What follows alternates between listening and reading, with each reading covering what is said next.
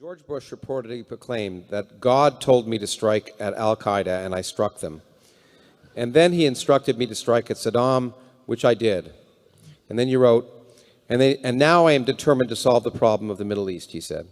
Also, and in your words, also at the command of the Lord of hosts, the war god, whom we are instructed by the Holy Book to worship above all other gods.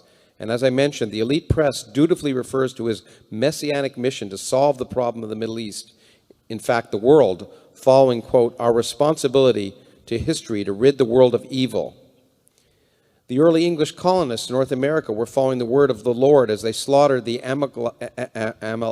Amalekites, in the new Israel that they were liberating from the native blight.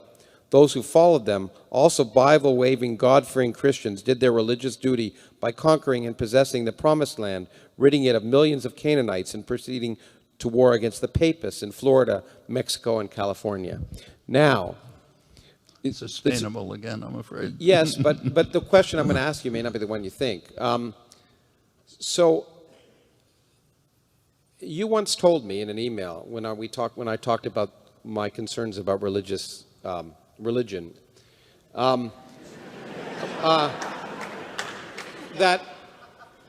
that you rightly, then this is a profoundly important thing. You don't care what people believe; it's what they do that counts. But beliefs influence actions. And it seems to me, and I'd like to hear your comment, that if you really talk about, if we go back to your argument for the responsibility of intellectuals, which is expose lies, is it not, therefore, our responsibility to expose religious lies? Sure.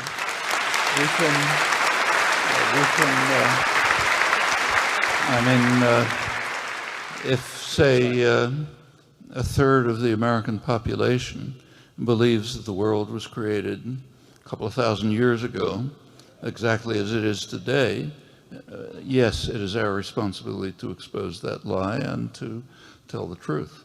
On the other hand, if, say I'm thinking of a particular person, but could give many examples, if a Peruvian peasant who immigrated to the United States 30 years ago and has managed to create a decent life for herself under pretty awful conditions, is an evangelical Christian who has a prayer group every evening that goes to visit the sick and pray with them, I'm not going to read her a lesson in epistemology.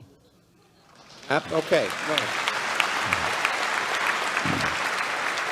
I couldn't agree with you more. It's our duty to expose lies when they influence behavior, and especially state behavior in a bad way. And I think that, although you didn't intend it, all those quotes, of course, and many wars are justified by religious arguments, although one could argue if there wasn't God, one would justify them.